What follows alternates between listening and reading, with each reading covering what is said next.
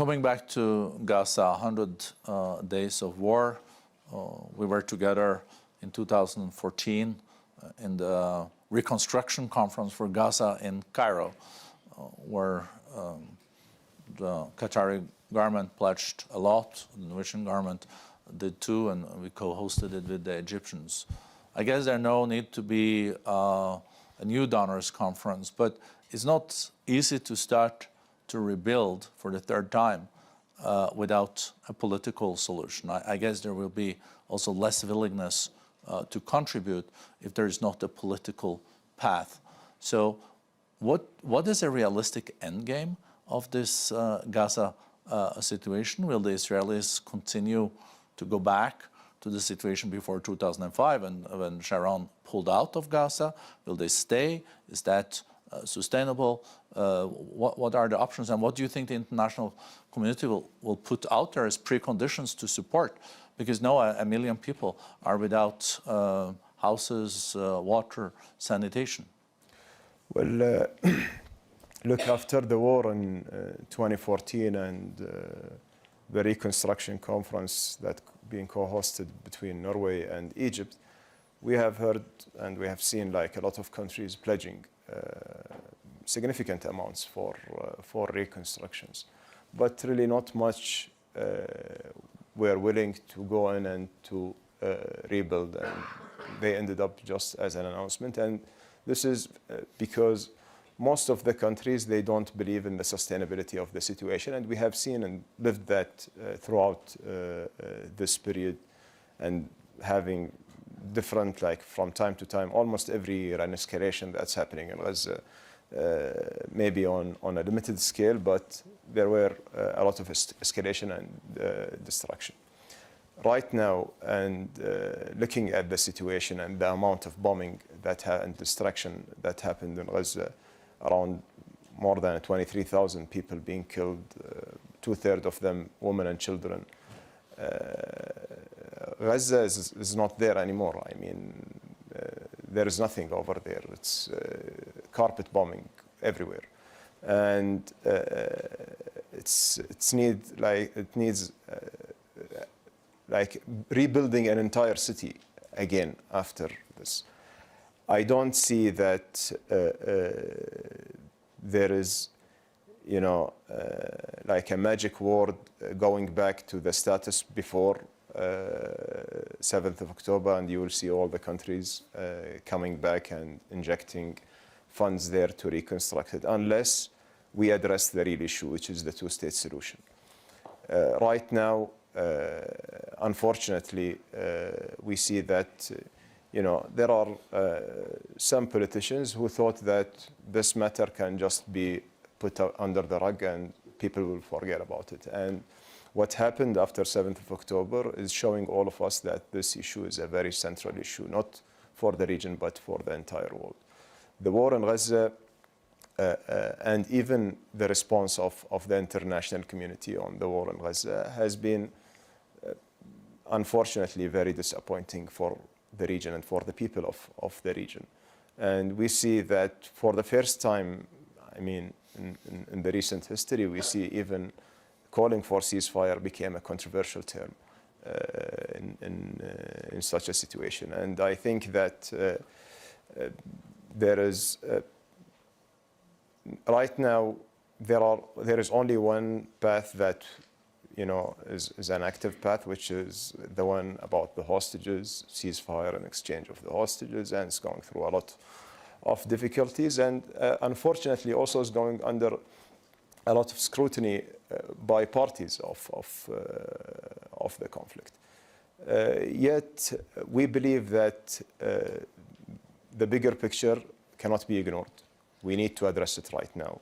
We need to address how to end the war as soon as possible, how to get the hostages released, and getting also the Palestinian prisoners, to address the issue in the West Bank, which is maybe the media are not capturing a lot of what's happening over there, but what's happening in the West Bank is not better than Gaza. It's not mass bombing, yes, but we see the killing, settler violence, we see the extremist government calling for genocide for the Palestinian people. And we don't see a real reaction from the international community.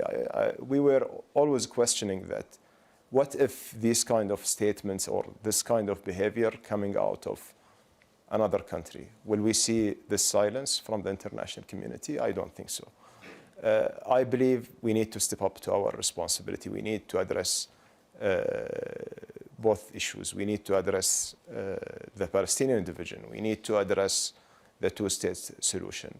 Those three tracks are moving hands in hands. They cannot move independently. We cannot have two-state solution without having ending the Palestinian division. We cannot have a two-state solution without having a government and politicians in Israel who believes in coexisting together side by side peacefully. And we cannot have all this ongoing without ending this war. And I believe that the numbers that we are seeing, the images that we are watching will not have an impact just on the short term. It will have an impact on the short, medium, and long term. And the longer term impact will be more dangerous for all of us. Just imagine those kids and families watching their relatives, their parents being killed in the bombing. What kind of generation we expect? What kind of generation we expect in our region or even in Europe, elsewhere, watching all these images and seeing the world just staying silent about it. It will just create, a rage and anger. 24 years ago, Clinton at Camp David had the plan there, and Yasser Arafat and also the Israeli leadership was there. We were very close to a two-state solution, mainly based on the principles that you laid out. 24 years later, we're not in such a good shape. Gaza is a humanitarian disaster. The situation also in the West Bank is difficult.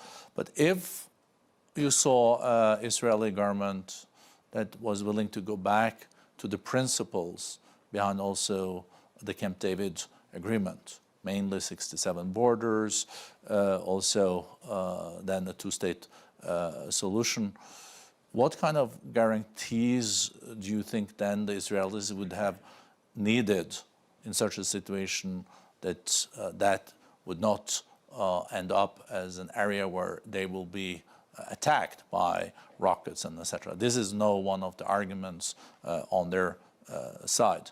Do you think one could guarantee that in a two-state solution? Well, I think even as Arabs, when we propose the Arab Peace Initiative, that provides the best guarantee for Israel to give the Palestinians their statehood. Arabs will normalize with them.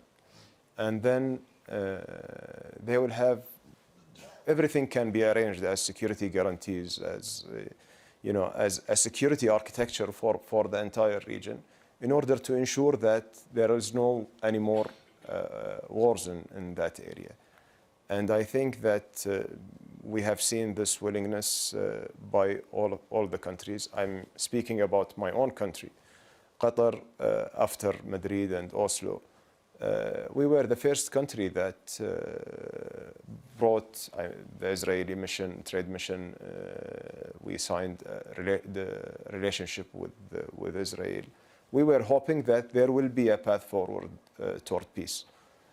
Yet, from there to 2008, and when we have seen the war, we decided that this is not working anymore.